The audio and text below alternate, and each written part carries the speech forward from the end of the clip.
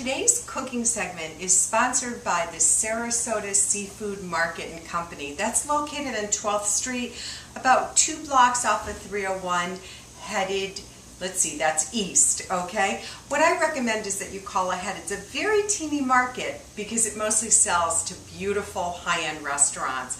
But if you call ahead, you're going to have everything. And today, we're focusing on Feast of the Seven Fishes, Paleo style. So the first thing we're going to do is our fresh clams. Now if you're watching us from New England, obviously you're going to use those beautiful steamer clams. Here in Florida, we got some from the fish market that are from Palmasolo, which is interesting because I didn't know we could get them that close on the West Coast. Usually we're talking Cedar Key, around that area. So I'm going to make sure that there's enough for probably 2 really big servings, 3 smaller servings. Now the clams, remember, you want to rinse them really well. There's a process called burping, which involves cornmeal, and obviously if you're eating paleo, even that, basically what happens is it takes the live clams and makes them burp out any extra sand, but rinse them really well and you should be fine. Now to this I'm going to add some onion, some celery, and what I like to do is I make my own fish stock. You can make shrimp stock, lobster stock, just throwing in the tails and cook that down very, very low simmer. And I freeze it, and then I can cook the steamers, just steam them gently right in that. So the steamers are going to come to a boil. We're going to put the lid on. Now let's get to the meat or the fish of this, shall we say. This swordfish is gorgeous. One of the things I love about when we're cooking Feast of the Seven Fishes, you can do anything across the board. There's cod, there's squid. A lot of people use eel. Ooh, that's not for me, but I love using swordfish as one of my particular fish. So while this is steaming, this pan, I have olive oil and it's heated up pretty intense on this pan. So I'm going to lower it just a little bit. This swordfish is gorgeous. Now if you ever get a piece of swordfish where you're going to see there's like a little ring in it, you're going to cut that out. And to be honest, that's part of what it is. It's either part of the insides or it's a worm. And the best way is just to remove it, but that's just natural from the sig. Go a little heavy on the pepper, fresh ground pepper. Not as heavy on the salt. A lot of times I cook with capers, but I'm finding even when I rinse them off, the sodium content is so high and I don't want to swell. I mean, eating paleo is this whole balance, and I'm going to be adding olives in a little bit, so I want to be careful with that too. So while the swordfish is coming together on that, we're going to not play with it too much. I want to get some good color on that. I'm looking at my steamers. That heat still needs to come up a little bit. So about 5 more minutes, I'm going to put in some chopped garlic. Not too much, just a little bit of chopped garlic, and some fresh oregano into the steamers because we're going to use this broth with the entire dish. Think of this as more of a firm bouillabaisse.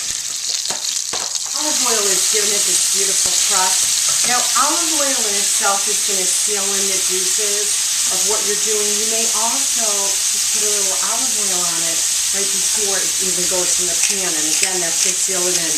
Salt and pepper on the other side as well. Okay. Now, I'm going to add to this pan just a little bit of parsley.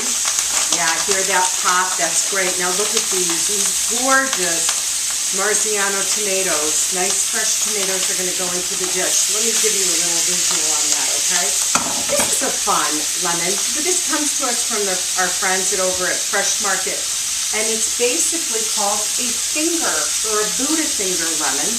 And it's so, I wish you could just smell the essence of it. What I'm going to do is the zest is great, but I'm going to just throw in large pieces. You don't want to necessarily eat them. I'm going to throw in large pieces just to give a little citrus to the dish. Now we're adding garlic. Remember we added garlic to our steamers, which speaking of, oh yeah, here we go, baby.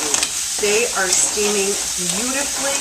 Now, what you're looking for is, I'm sure you all know this, make sure you only eat the clams that open up. Same thing with mussels, okay? If they don't open up, you don't want them. Now, after this is seared on the second side, San Marzano tomatoes. Delicious. This is so fresh. A little more parsley. Now we're going to take the olives. I like to go to the olive bar at Fresh Market and just pick out some olives. And again, you can even rinse them off. If you're worried about the sodium content, then by all means, do that. Now I'm going to take a sprig of oregano. If you pull down opposite of how it grows, that's going to give you all the beautiful pieces without getting the stem in it. Oh man, this is just looking so wonderful. Now I'm going to steal that lid from the steamers just for a moment. I'm going to lower the heat. Now if you were just having the steamed clams by themselves, you could even get for paleo, sometimes I get organic veal chorizo, which Elise taught me, and I'll throw that in, and it is so delicious, and it gives you that Portuguese style. So again, we have a little bit of the canned tomatoes left, and boom, there it goes. Make sure whenever you're using anything that's canned, you're going to read the label. There should be nothing in there other than the ingredient that it says, perhaps a little water. Now this dish is just about done. Those clams are really coming along. Lid back on there. Let's take a look at our fish. Let me show you this. This is just so colorful and gorgeous. See what I mean? So when I said this is 2 big portions or 3 smaller, this really could easily be a dish for 4 people. I just always overestimate what I want. Now I'm going to do, this is the Earthbound Farm organic oregano. And I love this, and often you can get it on sale. It's got a nice bite to it.